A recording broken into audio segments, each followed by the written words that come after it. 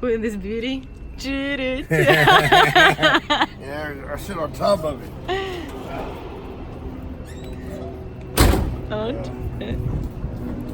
Hey, sexy man. Can I get a phone number?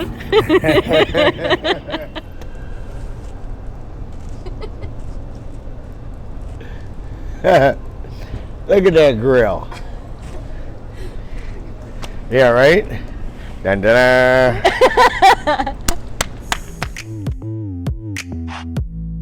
It's a Sasha BrainFucker. BrainFucker. What? Hello guys, it's a BrainFucker show and I'm super glad that today I'm having the legend, the king of underground, soul singer, dancer, choreographer and Liver of life. leader of life, Toledo Diamond. Love you so much. It's good. You look good in white. Yeah? Yeah, you look good in white. Yeah, yeah, you do. Yeah, you do. So I know you have a Toledo show. What are the main points of your show? To have fun. Yeah, to have fun and hopefully have other people have fun as well. Yeah, I think that's the key, to have people feel something, you know.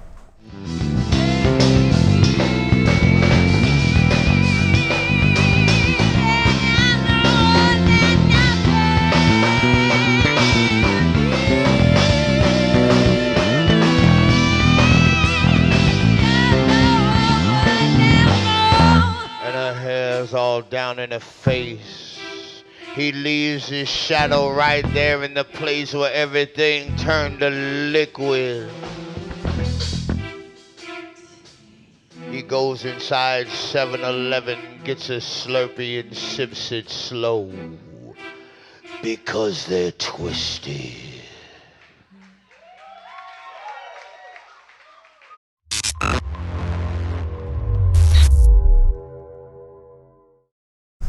Tell me the craziest thing what some girl did who like was in love with you. Oh, Jesus. Oh my God, that's, who knows? Hold on. The craziest thing a girl did who was involved with me? Yeah. I mean, women have done some really interesting things. I mean, one girl handcuffed herself naked to my back door when I came home. There she was. So another girl used to break into my house and I'd have to call the police to get her out. Yeah, I mean, those stories go on and on. So if that's, you know, that's an example. Yeah. So, yeah, I mean, I've had, you know, girls, you know, cut up on my clothes. Those are the old days, you know what I mean? Yeah. Yeah, so, yeah. Things like that go on and on and on and on and on and on. I love to see how you enjoy thinking of it. Yeah, because I was like, whoa. It was so many times, yeah. There's a lot of interesting things. Yeah, so. I feel you. Yeah. Did they fight with each other? No. You know, no, girls really never fought each other, which is good. It's America because. You know, but, you know, passionate people do passionate things. You know, so I can't be mad at them, you know what I mean? Yeah. So they never like gave punch for each other, like, hey, don't touch him on his mind? No, because I'm the only person I am is my own. Uh-huh. Yeah, I belong to no one. Yeah, and that, you know, and that makes things easier when people know where you are. Mm-hmm. They don't have to like it, but they have to respect it always. You know, yeah. I've had people do crazy things for, you know, very selfish reasons, but never fighting over me. There's no Wow, reason. you're lucky. There's no reason to, you know, because I don't belong to anybody. I belong to myself. You know, I believe you're the sexiest man when I ever met, because like all your words sounds like so smooth, like Yeah, it's funny. like, you know, right now you're like singing just for me. I'm like, I guess everybody tell you that, like Toledo, we can listen to you without stopping. That's good to know. Oh, my God. That's good to know. I believe like you heard it many times. Yeah, a couple times, you know. Yeah. I'm third one. Woo! Yeah. You know. No, that's you get flattered when you hear people say that kind of stuff. You know, that's cool. You know, or else why, you know, if people don't dig what you're doing, you know, that could be drag, you know. So, yeah. Now I know. Yeah. Can you give some advices for people who chose the same way as you? How to be the best? Yes. Listen to your own voice. Don't listen to other people, period. Because if other people could do what you do, then they would do it. You know, people latch on to other people. If you're an artist in any realm, whatever your gut instinct is always right. Always. The trouble, the I don't want to say failure, but the trouble and the letdown is not listening to yourself, because your first thought's always right when it comes to art. Always. A lot of people second guess themselves, or they find people who have bright ideas, you know, who want to tell them how to do what they do, blah blah blah blah blah. You know, I never listen to anybody. Period. You know, I whatever my thought is, that's my thought, and that's what it is. And you know, some people say, "Oh, you could have been this, you could have been that." Or I say, "You know what? I am what I am." And you like money and all that other shit is it only fulfills you if it comes from the sweat of your passion. If you do things that you're not passionate about to make money, you're always empty. Always. And if you compromise your core beliefs for that shit, in the end you'll end up, you know, destroying it anyway, because there's a part of you that you hate. You know what I mean? The one that sold itself. Yeah. So what I would say to anybody is follow what your gut instinct is, and stay away from the people who tell you no. You know, or if someone says this can't be done, you have to look at them and go, that means it can't be done by you. But there's somebody around the corner who will go, oh yeah, I can do that. And those are the people you want to find. You know, the people that inspire you, you know, and want you to succeed however you measure success. Yeah. Do I inspire you? Of course, especially in a white jumper. Thank you. You didn't say nothing about my like boobies. Thank you so much. You know, that speaks for itself. I don't need to say anything. Yeah. Do you take a man for dancing in your show? I never saw. Yeah, I've had a few. Has to be the right kind of guy. Yeah. But rarely. Yeah, rarely. Yeah, because most of my stories I don't write about men. Really? Yeah, but there are a few guys that I've brought in to do like tango work, or some kind of partnering with some of the women, and you have to have a certain presence, and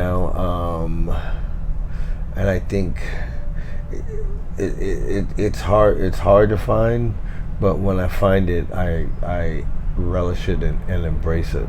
It's a cool confidence that doesn't have to say, here's my dick. You know what I mean? It's like, because when you got one, you don't have to talk about it. That's the thing. It's a confidence without lip service. Yeah. I will remember this one. I never heard it like lip service. Yeah. That sounds dope. Tell me about your first dance moves. Do you remember like your first stage when you got your first money, or you got your first money on singing?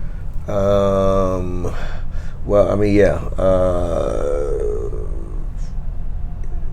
Like as far as like legitimately, professionally, was how old was I? 18, 20, no, maybe it was 18.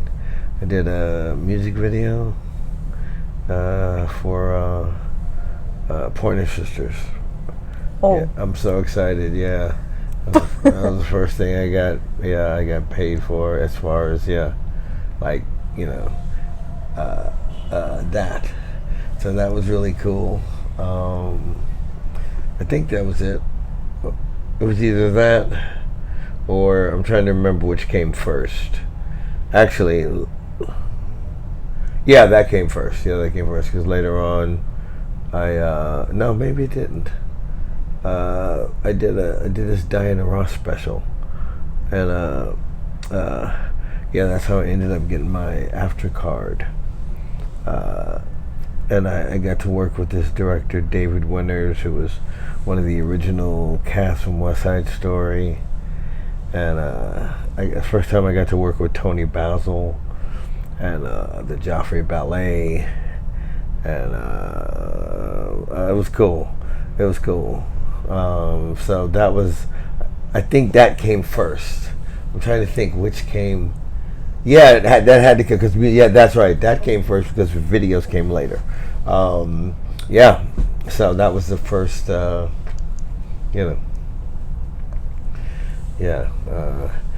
I got, paid, like money. It was cool. It was cool, and yeah, I got to work with Michael Jackson and the Joffrey Ballet and Larry Hagman and. Like I said, Tony Basil and Gene Simmons. It was wild, and it was a really cool experience. And yeah, I was 18, I think 17, 18, one of those, and I knew I can make a living. At that time, I never even thought about singing back then, but I know I could make a living. Doing what I liked, and I never worked for anybody else ever since. Yeah. And it's a lot of times it's feast or famine, but when you feast, the feast tastes good. And you don't have that bitter taste of going, God, I just had to get on my knees. You know what I mean? For something I hate.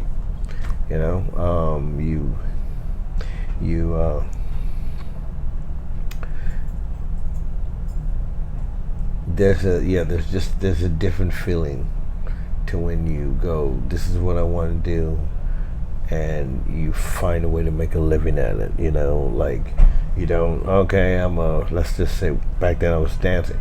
Okay, I'm a street dancer, but I also work in a restaurant. No, I never did any of those. It's like this is what I do, and this is what I do, you know. And you find, I tell that to people like today, like some of my performers, you know. Most of them, this is what they do for a living, but there are some that still straddle, you know, that want to be whatever, and they go, well, I work at this place, and it's like, you know, well, if you really believe in what you do, and if you really want to do what you do, you have to do what you do. Because if you're working in Denny's, by the time you get out of fucking Denny's, you're too tired to do the, you know what I mean? So, you know, quit working Denny's and then you'll make that money, you know, to support your passion. And the passion will, you know, breed more and more and more, you know. I believe that. You work with so many famous people like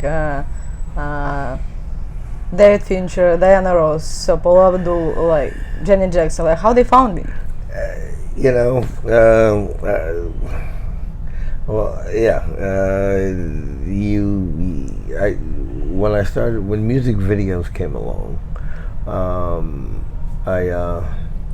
I got known for being a soloist because I didn't pick up on choreo. I never took a dance class in my life, you know. So I'm self-taught, you know, all that stuff. And that's another thing. Like, I'd go on auditions and I couldn't do none of that shit. Like, I can't do any of that, but I can do this. And eventually people like this, you know. And so I used to get, you know, hired a lot to do solo work in videos. And then I was like, why don't I try choreographing some of this stuff, you know. And I became a choreographer and blah blah blah. But yeah, and I met. I knew Janet from before.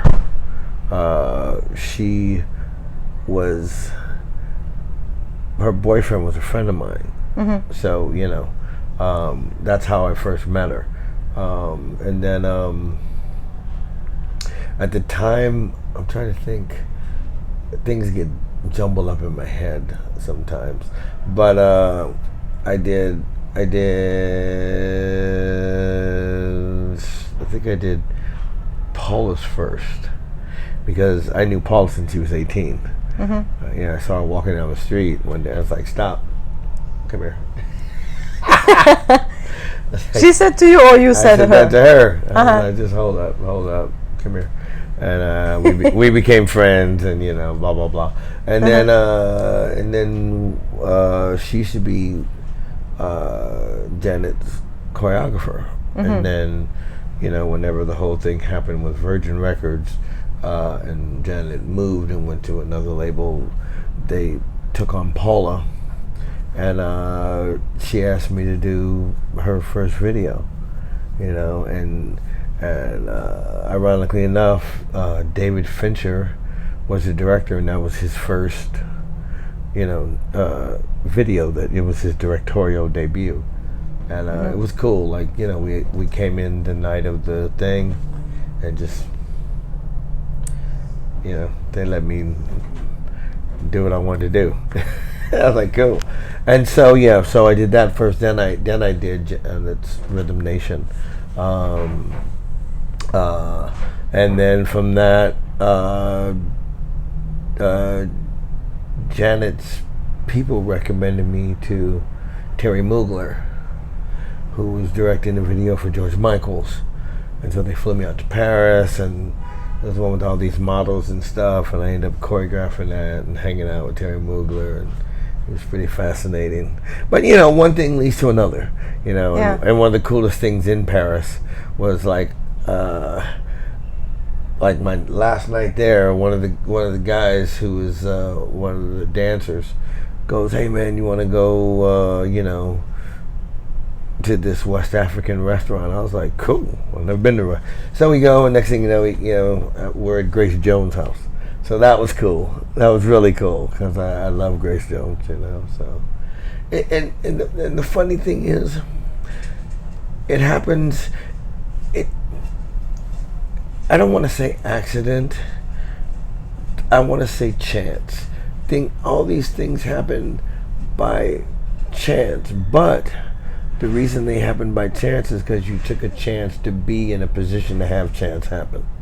Does that make sense? Mm-hmm. You know, there's a saying, you know,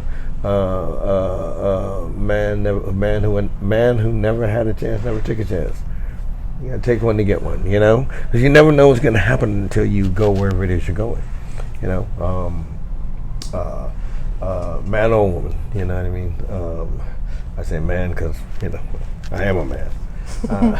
You know what I mean? Wait, what happened? Like MTV Video Music Awards, like your choreography, it's earned you a nomination. I found something through you. It was cool. What did you feel like when it's... Nothing. I was like, okay, cool. You know, I went to New York, and you know that was cool. And it's funny. By that time, I had already started doing the Toledo show, so I was starting to be separated from choreography. Wasn't, you know, anything. It was things I was doing, but I wasn't. I was choreographing my own show. You know what I mean? So most of my focus was on that. But it was cool. You know what I mean? It was fun to go to New York and, you know, hang out. And the video, excuse me, the video was cool. I think the group was Us Three, and it was Cantaloupe. Yeah. The song was Cantaloupe.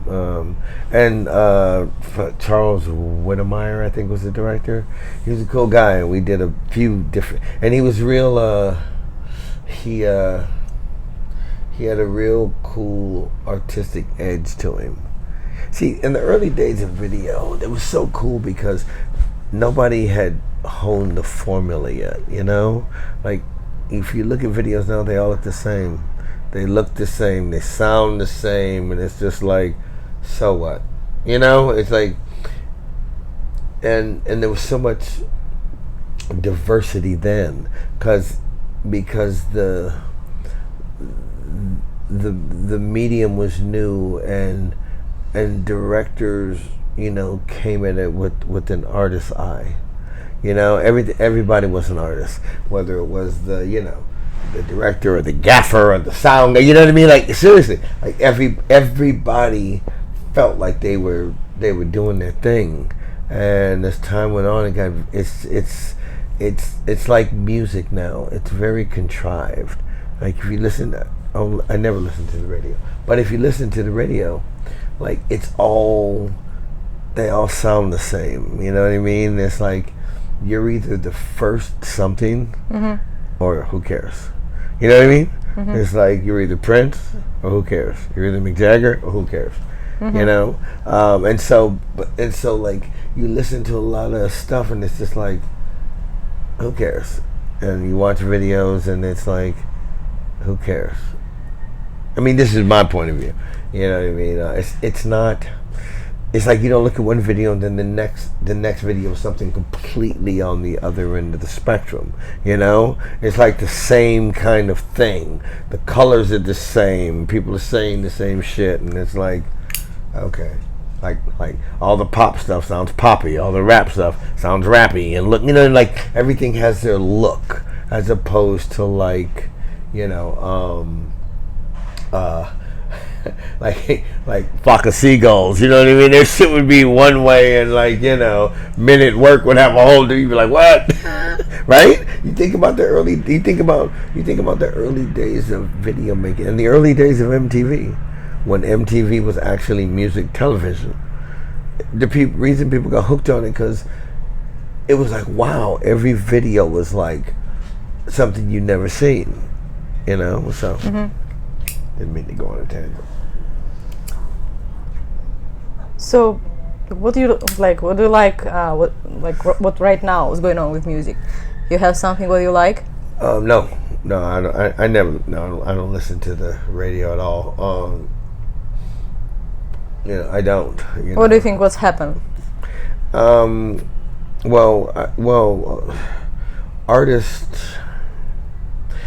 have a weird shelf life.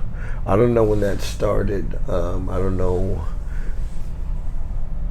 I don't know when that started happening, but musical groups like nowadays, they have a 5-year life and it's over, and I think labels stop putting the money into them because they want you very young, you know what I mean, so they can make the money off of you, and by the time you are mature or savvy enough to know, they're off somewhere, you know what I mean? It's interesting. Like if you look at people like the Stones will be here forever because music was different. You know what I mean? People like Prince, if he hadn't died, he would go on forever. Madonna, I don't care how old she gets, there's a timelessness about it, and she couldn't be shut down. You know what I mean? As opposed to like a lot of artists or groups that people find in this kind of manufactured, if that makes sense. Yeah, and there was a time when producers were the big deal, you know what I mean? Which never made sense to me anyway. And like we would take a track and like 8 artists would have the same track, and it's like, how stupid is that? But anyway, yeah, so I don't really listen to it. I believe you understand much more than me in it, so I'm just... Yeah. I just can feel sad if you feel so. What is love for you?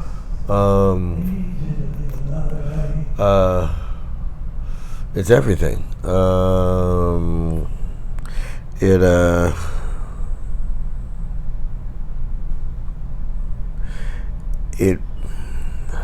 It's the funniest thing because it's the thing that everybody wants, and it's the last thing a lot of people recognize.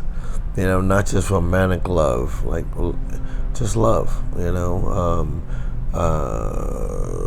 Like truly, like loving the moments you get with your friends and your family and your kids and your, and your lovers. Like loving it right here, right now, and not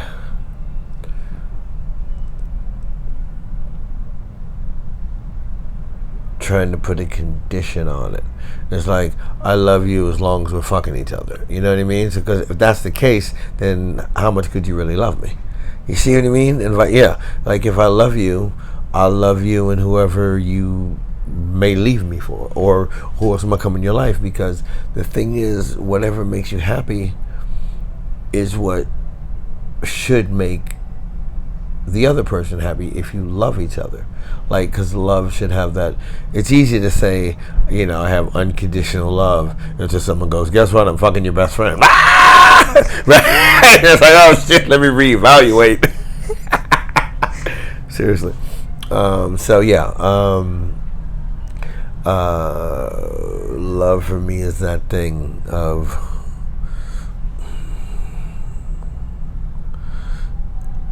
loving you right now and loving you in spite of whether we stay together or not, whether, you know what I mean, whether we ever sleep together, and none of that shit really matters, right? Because like, when you love someone, you just you just love them, and they're part of you forever, yeah. Yeah, that's kind of what it means to me. Yeah. I can say honestly, I love you, no matter how often I see you. But when I'm next to you, I'm feeling, that some like feelings like family people in your life. Like, it's not about some cheap love, or about some sort of passion for sure. Well, yeah. But yeah, it's more deep, when you choose someone too close to your heart. Sure, exactly. Yeah, That's to me that's. I never understand people who go, if you ever did this, blah blah blah. How does that work?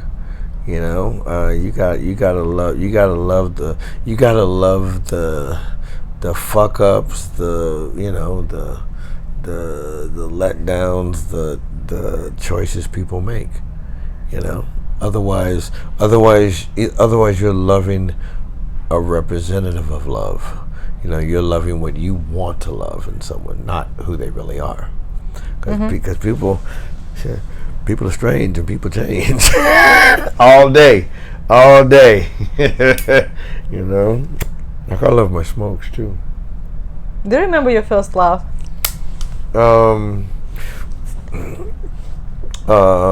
First love was aside from you love your mother when you first look at her.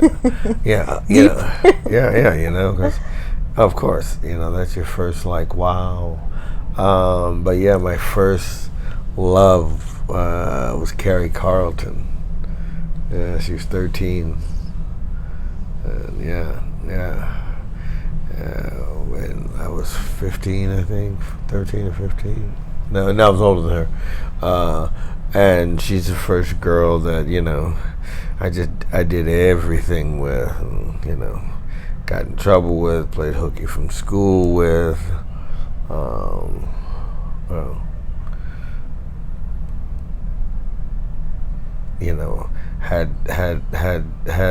Had sex with morning, noon, and night. You know what I mean? I would wake. We would sneak away and spend the weekends at my buddy Slim's house, and we'd wake up and she's the first girl who I loved her morning breath.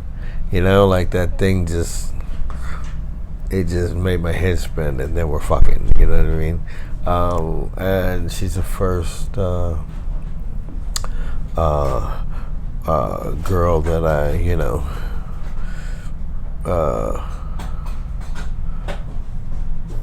beat the shit out of guys over.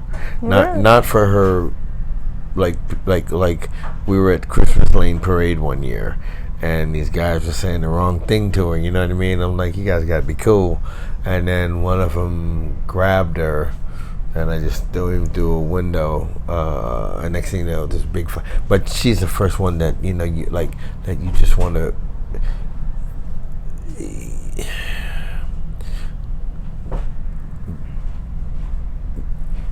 I don't know if the right word is you protect her honor.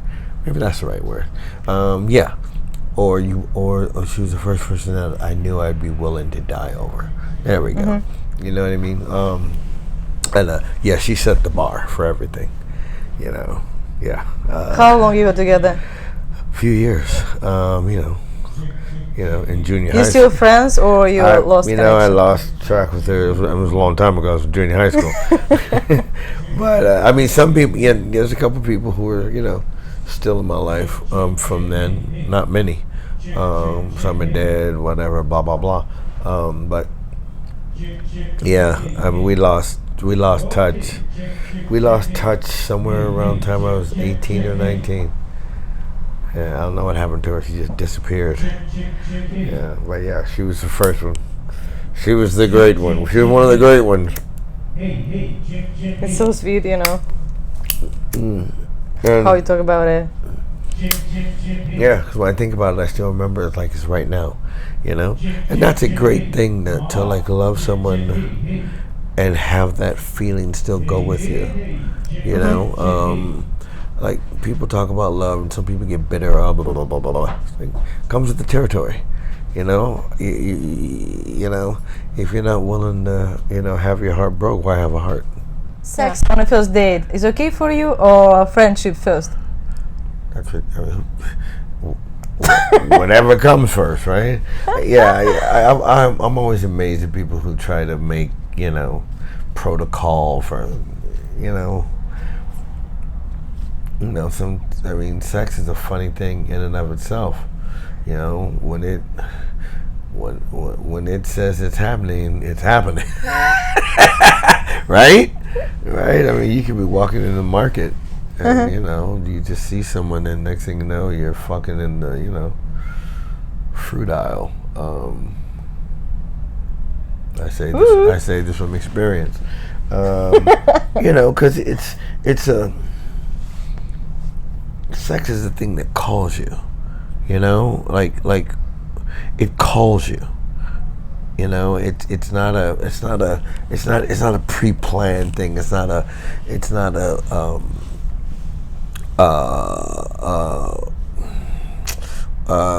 plotted thing. It, like, you know, we could be sitting here and it just says what it says. Next thing you know, you're kissing, and people who are supposed to be fucking each other know immediately. You know it. You know, you don't have to negotiate. You have to talk your way into it, right? Because if you have to talk your way into fucking, then that's doomed, because you're starting on a lie. You're trying to talk somebody into something. When you know, you know. You can just sit there and look at each other. You can know that you're going to be fucking and not fuck for 2 years. You just know. Seriously. I've had girlfriends that, you know, I've known the minute I looked at them. And it's like, cool. You know, might not be today, might not be tomorrow, might be 5 years from now. But one day, we just will. And we do. You know what I mean? And so that's my experience on that. Yeah, and I've met different people, men and women, talking about how this should be that, and it's like, how do you ever get around to fucking when you're so busy thinking about plotting fucking? You know what I mean? It's like, how's that happen? You know, you just gotta let it happen, right?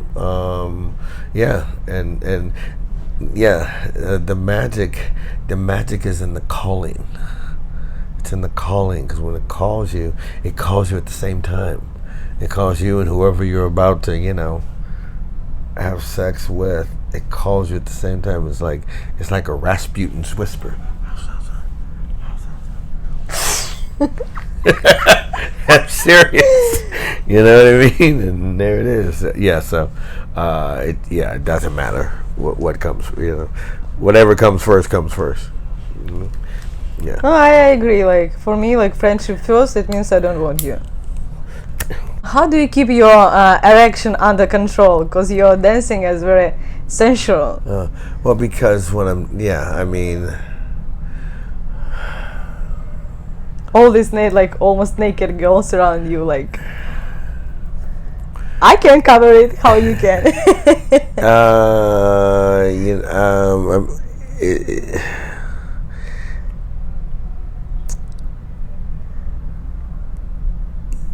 yeah, that's interesting. Probably because, I mean, there's one thing if you're like out dancing with someone, right? You know, your dick gets hard. You know what I mean? Comes with territory. I think with work, it's work. You know, like I've always been able to differentiate the two. You know, and you can still be passionate. And you could still, you know, but I think somewhere in the back of my head, you know what I mean? Or either my dick knows in the back of his head, you know, don't rise, you know what I mean? Yeah. And in performance mode, it's a whole different sexuality that's not physical per se. You know, like when I'm performing, it's a whole different euphoria. You know, and when it's funny because sometimes the whole room is coming at the same time. You know what I mean? Like in here. You know what I mean? And then sometimes people just take off their fucking clothes. Seriously, I mean, you know, it is what it is, and it's funny because when that's happening, I know it's because they're caught up in the moment of performing, and that's where it stays, and it makes it a safe place for people to be. Because if people get caught up in the moment and take off their clothes, next thing you know, they're getting fucked. You know what I mean? It can have an adverse effect, but when people know they can lose control without having to, you know,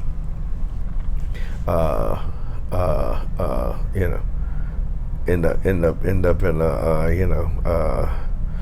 an orgy on the dance floor. You know, it's cool. It gives people the freedom to like, because some people just want to like the music makes you want to explore your own self. You know, in a playground where you're innately protected and unjudged. Does that make sense? I don't know if I'm explaining it correctly. Like, you know, the place I play on Friday nights. You know, it's such a tight room, and everybody is in this pulse. You know, but everybody lets each other be in the pulse. Like nobody is like, aha, let me grab her, you know what I mean, or grab him. It's and then sometimes just perfect strangers grab each other, but it's different, you know. It's you get caught up in that thing, and me as like, you know, the ringleader. You know the power of what you do and you don't abuse it. That's what I want to say. Like you don't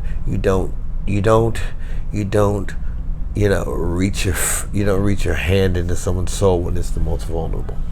You know, you just let them dance in your palms. You know, and let them dance out. So, yeah. I remember like first show when I saw you. It was like I was having sex, you know. I was feeling like I need a cigarette. I need a cigarette. There, I just got like double orgasm, you know. Because it was you had tiny room and everyone in your aura, you know. It's like it's so close, like everyone having sex with you. Yeah, you know, without without having to, you know. It's like this pulse, and it's this thing, you know, and everybody feels it and everybody lets it be, and nobody exploits it, you know, in a fucked up way, you know, because then the whole experience could just be like a bad taste in your mouth, you know. It's like, but when it's cool, when you could do what you want every Friday night, you be back and do what you want, right? It's like do what you like. Yeah. Yeah, and you know, every time when I bring to the show some friend, every time I hear, what can I like make for you or give for you? It's the best show that I saw in my life. They're so excited, like every time. Good. Like, Good. I don't want to go anywhere because it's like high level, like. Yeah. Yeah, it's a trap. Yeah, it's definitely it's a thing, you know. And the fact that it gets to be that kind of playground for everybody, and everyone's invited, and everyone knows that they can do what they like while respecting the person next to them. You know what I mean? Like nobody's trying to force themselves on anybody. You know, it's just people, you know, doing what they like, and if two people happen to like the same shit at the same time, then there they are, you know. And it's cool, and no one trips, and no one, you know. Yeah, I like that. I like that, you know. Yeah. I can feel it that you like that. I love LA. I love LA. Like I was born here, but I love LA. You know, but I love other places. Like I like New Orleans. Like, I love New Orleans. You know, but that's another place I could be here for like 3 or 4 days, and I gotta go. You know, because once you, it's something about it. After about 3 or 4 days, and there's a certain tragedy to the air and the people. You know, because you can only be Mardi Gras for so long. You know, and those motherfuckers be drinking all day. You know, and it's fun to watch for a couple of days, and then you see a different side. You know, it's like, oh, I see. Shit, one of the guys, Dr. John died a couple weeks, about a month ago. He's a famous singer. He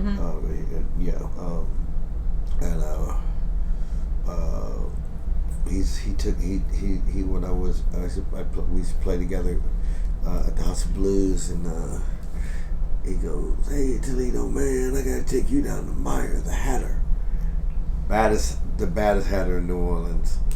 He took me down. got me a Silentino. Yeah. He was. Yeah, he was a legendary performer. He's of the same caliber as like Ricky Lee Jones, Tom Waits. You know what I mean? Yeah. You should look him up, Dr. John. A lot of people passed away in this year. Yeah? I know. Yeah, a lot. You know, but yeah. So that sucked. Oh shit. Yeah. Hi. I believe a bunch of girls in love with you. What's your best no answer? I don't have a yes/no answer. Answer to what? Like for example, when some ugly girl try to get your attention, like, and you don't wanna talk with her, like, what's your no answer? You know what's funny? I'm not like that. I talk to everybody. Hi, how are you? Doesn't matter. You know what I mean? I figure because with especially with what I do, you have to show your appreciation to people. So yeah. So I figure if you came, you paid your money, whatever, the least I could do is like say hi. So yeah. So yeah, I don't care about that stuff. So you're never rude? No. Doesn't pay to be rude. It always comes back to get you. It's the craziest thing. You can cuss somebody out, and then 3 days later, you're standing in front of them because they're like the mayor's sister or some shit, and you're like, what the fuck? Seriously. So I'm like, you know what? I try to practice, not being rude because it always comes back. Always. Can you give me some advices? Because like I'm very often rude. Well, so there you go.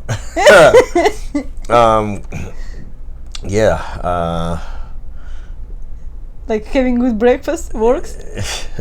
Yeah, I don't know. Do you run into the same people? Do you run into a lot of people that you're rude to? Just like random people when they try to get my attention. For me sometimes it's difficult to be nice. I mean, and the more you start, doing your interviews and shit, the more people you're gonna start running into, who, you might have just cussed out on the freeway. Oh shit, I didn't know.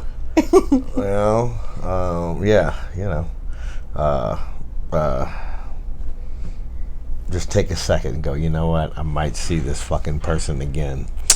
Let me just be cool, for about 5 minutes. Yeah, that's it. I'll try. I'll take a second.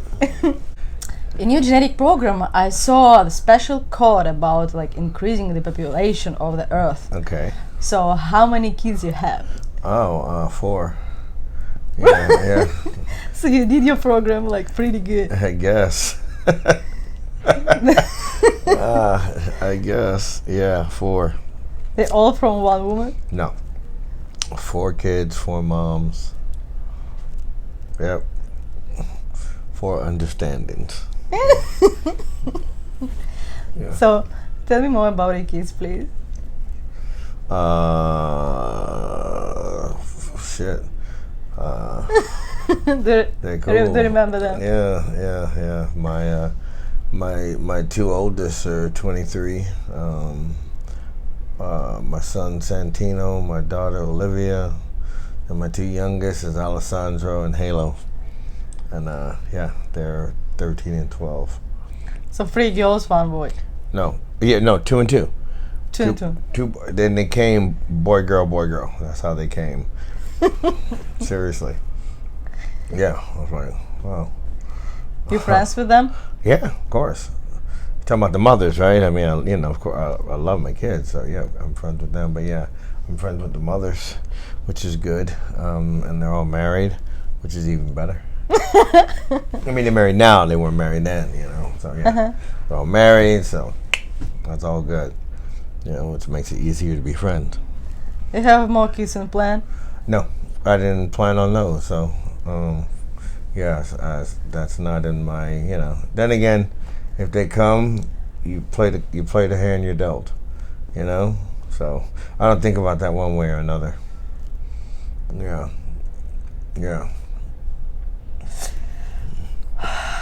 Why? When are you having kids? Me? I don't have this code. Oh. Yeah, one man next to me, they're thinking not about kids, What about your code? Does your code say you're gonna have kids? Only if I will meet the guy who have this code. Oh, there you go. See? So, for example, when a woman look at you, she just wanna have kids with you. That's how it works. Well, then look over there.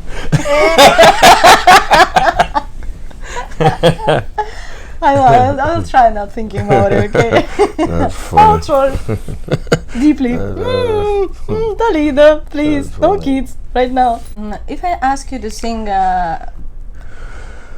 any song of your favorite artist, which one it could be?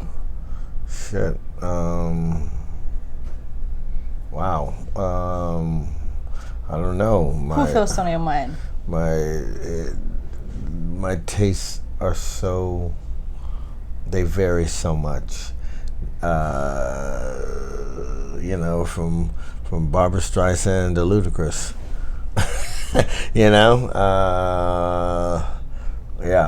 But I like lyrics, like Bob Seger, Bob Sinclair? Bob Seger. Seger. Yeah, Hollywood Nights, classic. He's a brilliant lyricist. Bob Dylan's a brilliant lyricist. Tom Waits, Marvin Gaye, is a good. Yeah. So I mean, yeah. So I don't have a favorite. It just depends, but I like lyricists. Harry Chapin, yeah. So what are you singing when you're in the shower? Nothing. I don't think shit. I do enough singing, you know what I mean, out of the shower. Yeah, when I'm in the shower, I'm just, worried about getting clean. Yeah. Do you have any song that you like when you're in a good mood? You like singing like very often? No, I don't. No, I don't do any singing like just randomly. Like around the house. Dancing? I don't do too much dancing around the house either, because I do so much of it in the show, and in rehearsals and stuff. So when I'm at home, I'm either sewing, or just fucking. Yeah. I know you're watching SpongeBob. Yeah, SpongeBob. SquarePants. SquarePants. Yeah. Me and my daughter used to love SpongeBob. SpongeBob SquarePants. I believe we're in the same club with her. Yeah. Yeah. I know she's getting so big now, it's ridiculous. It is. She's like almost 5'7". She's 12. So yeah, she's. Whoa, she's gonna be tall. Yeah. Well, my other daughter is 5'11". Yeah. It's just like, you gotta be kidding. So they're like you. What do you eat? Huh? Me? I'm 6 feet. Like Jesus. Ooh. Me and Jesus, same height. We wear the same jacket. Looks like yeah. Oh my God, you're always so dope. Thank you. So beautiful. Thank you. Maestro.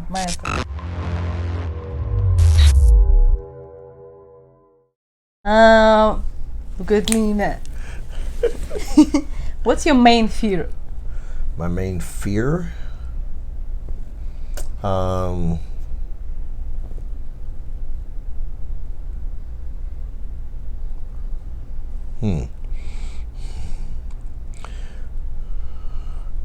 is my main fear? I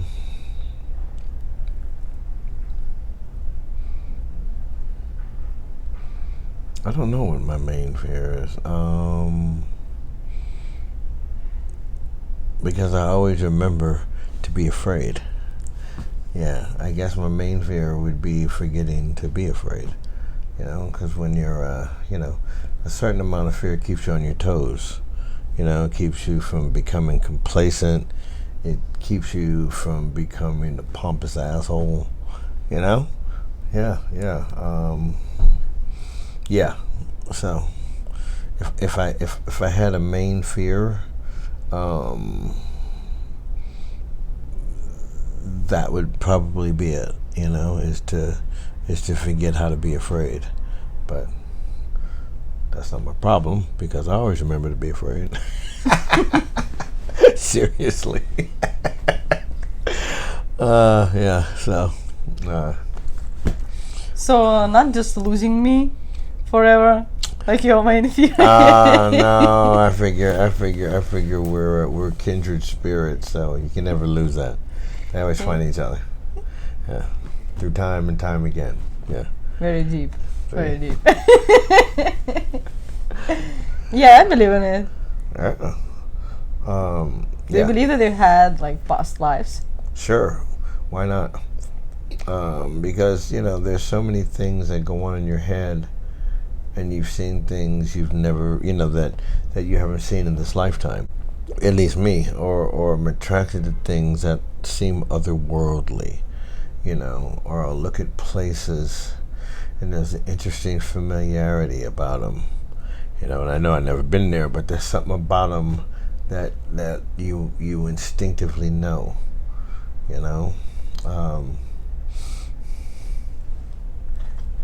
I think I was Rasputin in another lifetime. Seriously, I was watching The Last Tsar, and and you like his story? I love Rasputin. Ever since I heard the name for the first time when I was a kid, I just love that name, and I've written songs like Rasputin's Rainbow and all these weird, you know what I mean? And I don't even know why. But yeah. So there's that. Yeah, that's what I mean. And like I'm attracted to London, and I've always wanted to go to like Germany and Russia. I just have a weird affinity. Never been there. But I've always had this weird affinity. Maybe it's style. Maybe it's women. Because I've met yeah. I've met a lot of Russian women and German women and they look not bad, yeah. Yeah, but it's a not just women but men too. I can't explain it. But it's a cool thing. When I was younger, I don't know if I said this, but when I was younger, I met Baryshnikov, right? Again, who? I met Bruce? Baryshnikov. Baryshnikov? Mikhail Baryshnikov, the ballet dude. Yeah. Ah, Baryshnikov. Yeah, that's what I just said. Baryshnikov. Mikhail Baryshnikov. Yeah, exactly. Yeah, and I thought it was one of the coolest things, and we talked for like, I don't know, an hour or so, just shooting the shit. It was a long time ago. And then when I was at Petite, when I first started at Petite, he was in town, and a lot of his opera singers and shit ended up at Petite, and we all performed together, and it was just really cool. So it's just weird stuff. I don't know if that made any sense or why I even brought that up. Probably because I was just thinking about it. So I believe in past lives. Do you have someone with whom you want to make some projects, like some?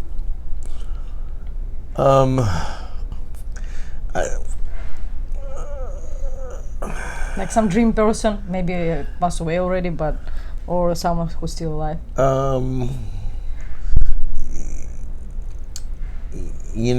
I'd like to. I was thinking about Jewel, the singer, Jewel. I think her voice is so good, and we met years ago when I first did my first tour. I met her in New York, and we were talking, and blah blah blah blah blah blah blah, and I ran into her not too long ago at Petite. She came, and I was thinking she would be such a cool person to have in the Paradise Ballroom show that we do. Just because she's, you know, she's got this thing in her voice, and she's got a no bullshit, you know what I mean, in her stare that I like, you know. And she's gotten just sexier with age, like you know what I mean. I don't know how old she is now, but when we met, we were kids, or you know. And she's just, you know, a woman. You know what I mean? Like, yeah, I like that when people have that sense of knowing from doing, you know, from like all the fuck ups and whatnot. You know, you could see it in certain people. You could see that their yeses and nos are definitive, you know, and I like that, man or woman. I just like that in people, you know. And it takes a while to get there. Not everybody knows that. Like when you're younger, your yes doesn't really mean yes all the time, and you know what I mean. They're swayable, but time and experience makes you concrete in your yeses and your nos, you know, which I think is very important, you know. Yeah. So anyway, yeah, she's somebody I'd like to do something with. Another person is a friend of mine, David Mizell, who won a Tony for Fosse. And I just like him as a person, and I was like, he's someone that I would like to take direction from. You know? Yeah. So, yeah. Other than that, not too many people. I'll call them tomorrow. Yeah. Do you believe like that dreams always come true? I do believe they come true. They can happen for you if you're young at heart. That's what Jimmy the Cricket says. I believe they can. I think people get sidetracked from their dreams, you know, sometimes, or sometime a wrong turn can, like, you know, when you go left when you should went right, it could derail your whole, you know, everything you were ever thinking. Like, I think about people who I see, like, you know, on the street and shit. Not that I don't have pity for people, you know what I mean? Not, you know what I mean? Like, what I mean by that is, I don't make excuses, you know, or try to make excuses. I just wonder sometimes, I go, what was the thing? What was the thing that happened that made him go this way instead of that way? You know, because when you, like, sometimes I'll talk to, you know, people who are homeless and shit, and you almost, sometimes you forget that there are people who are, you know, who are doing the same shit that you and me were doing, you know, and then all of a sudden something happened, you know what I mean? They went one way instead of the other way, or you know, maybe their entire family got wiped out in one swoop, or they came back from wars, and like there's a lot of people, like, it's not just, then there's people who, like, you know, who are on the street, you know, because they did one too many speedballs, you know what I mean, and then it's like, oops, and you can't come back, you know, like you just get that fucked up brain. Speedballs, what is it? Coke and heroin. I used to do a lot of speedballs, and you know, I used to live downtown. You know what I mean? I didn't live downtown, but I used to hang out downtown with in Tent City with moms, and you know, I remember spending summers high as a kite, and I can't get out this tent. You know, so like I get it when I see it, I get it, and so it's not like, you know,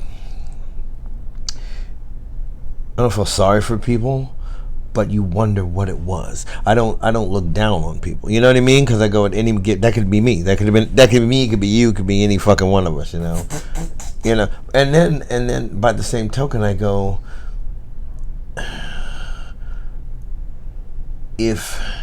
if you like I also think that no matter what your situation is, any given moment that you're breathing, you can change your circumstances. You know what I mean? So I believe in that too. Like, I think a lot of people are there because they're there. You know what I mean? Because they just said fuck it. You know, I remember I was so hot one time, right? I've been up for like 3 weeks straight, and I was finally coming down. It was summertime. It was hot, and I'm sweating, and it was just nasty. And I was walking down fucking Poinsettia, and I saw this bush, and I was like, fuck, I just want to lay down. And I was going to just go to sleep in that bush. And my friend Jimmy had called me and was like, just come over. And right when I was about to lay in the bush, I was like, fuck it, just walk the extra 6 blocks. And the thing is, if I would have laid down, I don't know when I'd have ever got back up. And that's the thing, like, I see some people, and I went, that's where he laid down, or that's where she laid down, and she just hasn't gotten up yet. You know, like, you see all these people that, you know, live under the tunnels and whatnot, and I think at some point, they were just like, fuck it, let me sit down. And they sat down and didn't get up, you know, so, you know, I think about that kind of stuff. I don't even know why we started talking about that. There was a reason. How many years you spent on drugs? A long time. About 10, 12, you know, but it was hardcore. You know, but I've been clean 26 years, so. It's a Sasha BrainFucker. BrainFucker. Tell me more, what are you thinking about sober lifestyle? What do I think about it? Yeah. I think I think a sober lifestyle gives me a lifestyle. That's what I think. So much yeah, like man. Yeah, because yeah. Sober lifestyle gives me a lifestyle. Yeah, because So deep. you know, the thing is, it's like that's what I mean about forgetting. I never forget. I never forget where I come from and what I'm capable of becoming. Because the minute you forget, you are doomed to repeat that shit. I've seen so many people with, you know, lots of sober time, and they forget. They get that amnesia. You know what I mean? Or they start believing their stories when I used to speak at a lot of places, right? I would imagine because the other way is too fucked up, right? Think about it. You know, when you're fucked up, your life is fucked up. When you're sober, your life can still be fucked up. At least you know it's fucked up, and you can change it. When you're fucked up, you don't know you're fucked up, and you just stay fucked up. So that's why. That's what I think. How it happened with you that you became sober? Let's see. I was shooting a lot of dope, and I realized I could shoot dope for another 20, 30 years and not die. And I only shot dope to do more coke. So I was like, fuck it. Then I stopped it all. Yeah. It was it's a moment of clarity, so to speak, you know what I mean? Yeah, I had a realization that I could do this forever, you know? And that's not what I wanted to do. So you just said to yourself, like, I'm done, and you... Yeah, I'm done. I finished shooting dope that night, and that was it, 27 years ago. Yeah. So the death of your friend, like, helped you to make a decision? No, fuck no. No? No, a lot of my friends died. All of them, almost all of them died from ODs. Some of them were butchered, some were hung, some were shot, some blew their brains out. But that had nothing to do with me getting high. If they died while I was getting high, I'd have to just move them out the way and keep getting high. That's how it is. Nature of the beast. it's a beast. You know what I mean? Yeah. It's funny. It's none of those things will ever stop you. It's a thing that I don't know if it's a voice or divine intervention or whatever it is, but you get this moment where you see it, and it's crystal clear, and you can change it in that moment. You know? In that moment. And in that moment is when I did, you know. And the thing is, if I get high, there's no telling if I'll ever not be high again. You know, that's the funny thing. Everybody I know that's ever stopped and, you know, started getting high again, they're gone. You know, they're dead or in some fucking insane asylum somewhere or in prison. It's a cliche, but it's the truth. You know. How long it took when you became sober that life started to give you like more and more and more? It's not like I mean, life is going to give you what it's going to give you, sober or high. The only difference is when you're sober, you could see it. You know what I mean? And you could capitalize on your changes. You know? And you get to make, you know, decisions based on some sort of sanity, you know, rather than just like, I can't get out the closet because I'm too high. Whoa. I can't get out the closet and I can't put my clothes on because somebody's in my clothes. Yeah, it was a crazy life. What about sex? Sex. Is it more? You get more pleasure? That's or no? That, you know what, that's for people who don't get high. Like when you're recreational, like when you first start doing coke, you know, you're like Superman. Your dick stays hard for days. Dun, dun, dun. And then one day, it does presto changeo, and then your dick disappears. And it's like, whoa, what happened? And it never happens again. And it's like, because the minute I get high, I don't want to look at people. Don't touch me. Don't look at me. Just leave me alone. And then, like, and then all of a sudden when you're coming down, it's like you fuck for 2 days just to come down. You know what I mean? It's horrible. It's horrible. Yeah. It's part of the ritual, though. But yeah, sex is non-existent, you know, because your lover is dope. You know, in the beginning, like I said, in the beginning, it's like really, wow, you know, and then you get weird and freaky later on because you can't fuck, so you're like, let me get creative, and you start just doing all kind of weird shit, you know. I used to have this one girlfriend, and I'd fuck her with this loaded shotgun, a Mossberg semi-automatic pump, and it was like this crazy. It was the visuals. You know, then I go outside and shoot up all the trees outside because there were people in the trees. It was crazy. Yeah. I like it.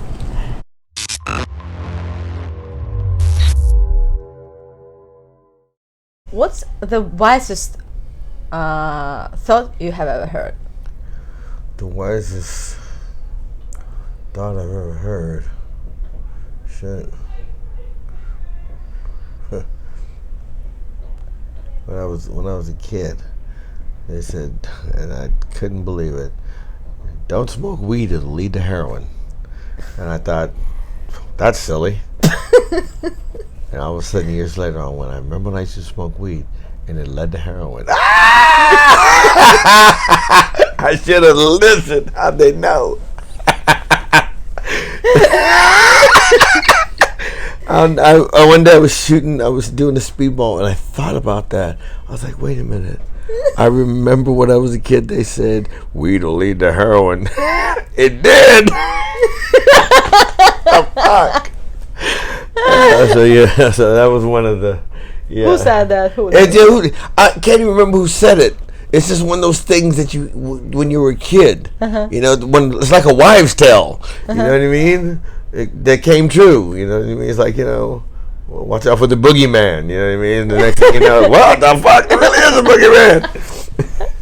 Yeah. So, if I tell you today the last day of your show, choose another way, what it could be? start another show.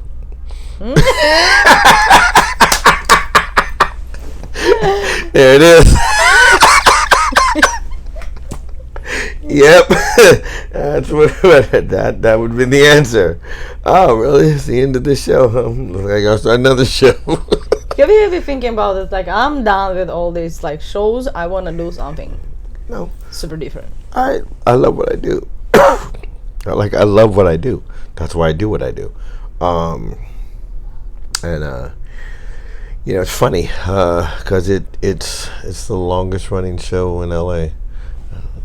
It's the funniest thing. You never think. I mean, who thought? You know what I mean? It's just what we do.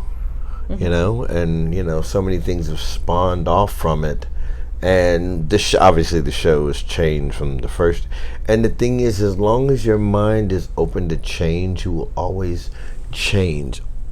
Or I hate the word organic, but you'll change organically. You know what I mean? Like it won't be contrived if your mind is open. Thoughts come in, and they come into your bones, and they become yours. You know. That's how it's always been. It's just whatever the changes that have come, they've come because of something you just felt, and I've never been a follower ever. Even when I was a kid, everybody's going this way, I'm the only one going that way. I was a loner. I like to do my own thing. I don't like to be told anything. I don't. I've learned to compromise and listen. That's different. But being told, you know what I mean? Like working for someone, I can never do that. Never ever. It's just like I think I'm gonna just jump off this building real quick.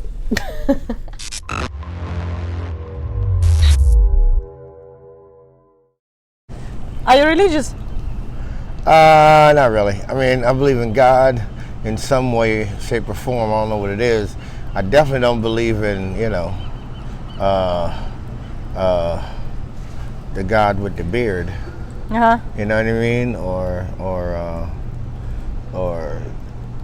I don't believe in God attached to religion because I think religion is a joke. I mean, on the one hand, I see how people you need faith in something. Like that part I understand, but it's the hypocrisy of religions that kill me. Like more people have been killed in the name of God than anything else. You know what I mean? Like think about that. Just think if every time you what if you just prayed to your sex partner? Nobody be dying, right? Nobody wants to kill in the name of sex. It's like, you know what? I'm cool. I'm just kick it right over here. Seriously. But I mean, every religion has a God, and they want to see whose God's dick is bigger than the others. Yeah. Think about it, right? My God, my God, my God. What about him? Meanwhile, God's not tripping on anybody.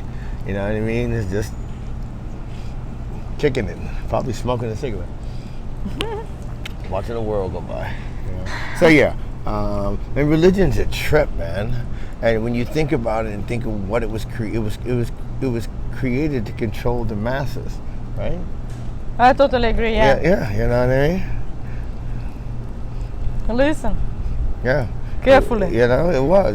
Think about it. It was created to control the masses, and back all the Catholic popes had all this crazy power, and they were fucking everything and killing everything, and you know what I mean? It sounds like music. I am God. God speaks through me. Be on your knees, sinner. Hey. Yeah. So anyway, yeah. So I don't have much faith in like religion per se. Yeah. Glad to hear. Russian women. Do you see any specific in Russian women, or women all kind of the same? You know what? They're all the same. You know what I mean? What I mean by they're all the same is they all want the same things? At the end of the day, they want to be happy, and if they're not happy, they'll ruin your life.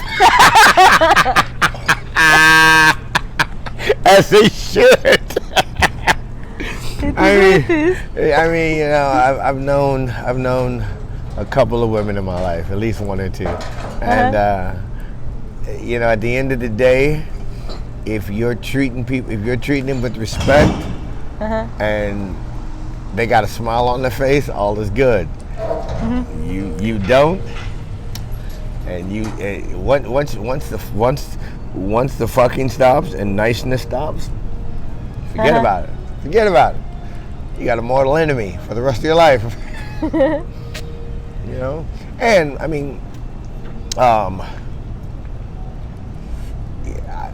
I love different, all different, like not just women, but you know what I mean, people in general. But talking about women, I like knowing what I don't know. You know what I mean? I like when a woman is cussing me out in a language that I can't understand while she's sitting on my lap. There's something genuinely endearing about that. Wait, I don't dance with you. Because I'm SpongeBob, come on. I don't dance with you. Don't touch me. I don't dance with you. I will always remember this for us. I'll always remember that forever.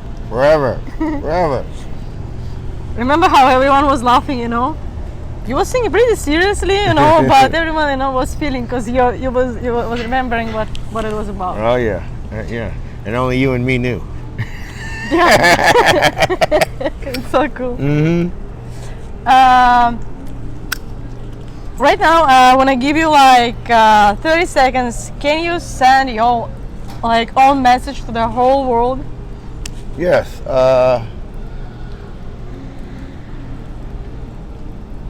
Do whatever makes you fucking feel good, as long as it doesn't fuck anybody else up in the process. You know what I mean? That's my message to the world.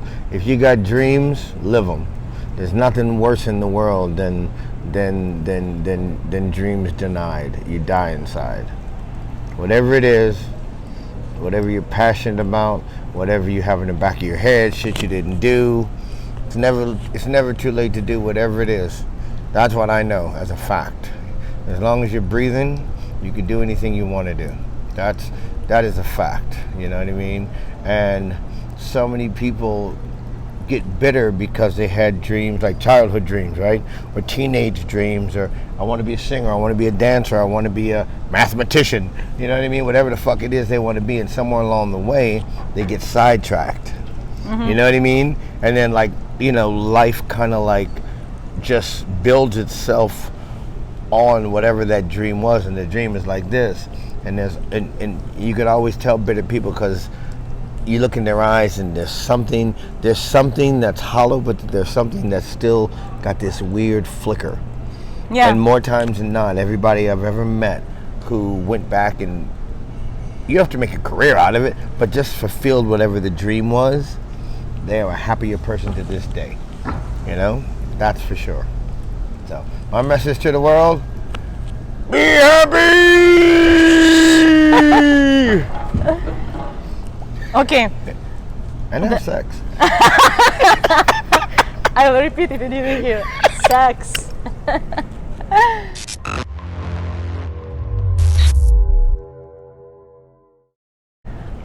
Okay, ready for BrainFuck? I'm ready for BrainFuck. I need my brain fucked. So, I love this part so much. The specific of your genetic code. On my genetic code? Okay. The specific of your genetic code, it's you feel other people better than you feel yourself. Okay. That's why you're a great dancer. You can manipulate so good because you can feel person, you know, and you can make them follow you. You have to live with someone. Doesn't matter it's dog or not, because the specific of your type that being alone at your place, you can't get up. If you like whole days like staying by yourself, for you difficult, just like stand up, because your type needs someone with a heart beating around. So usually people of your type, they have some dog, cat, I don't know, bird, someone who bring them this life energy. So for you staying by yourself, it's kind of not possible. Thank God I got kids. Four kids. 4 kids. Yeah. You have your own unique mind. People can hear what you're thinking about. They follow your thoughts. But my recommendation to you, be more flexible. I guess you are enough adult to understand that sometimes better listen. Oh, sure. Someone. Absolutely.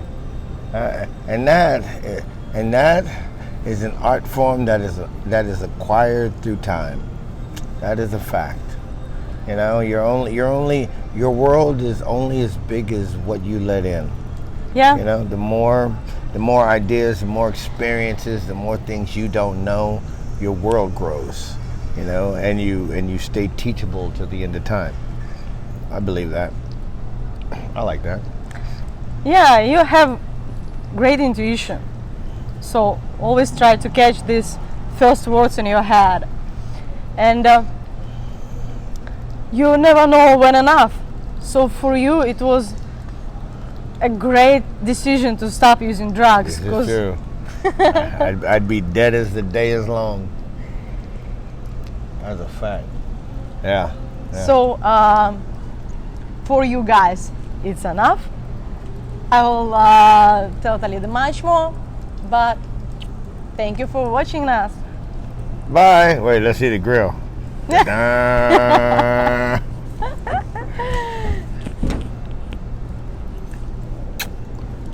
BrainFuck. Cool.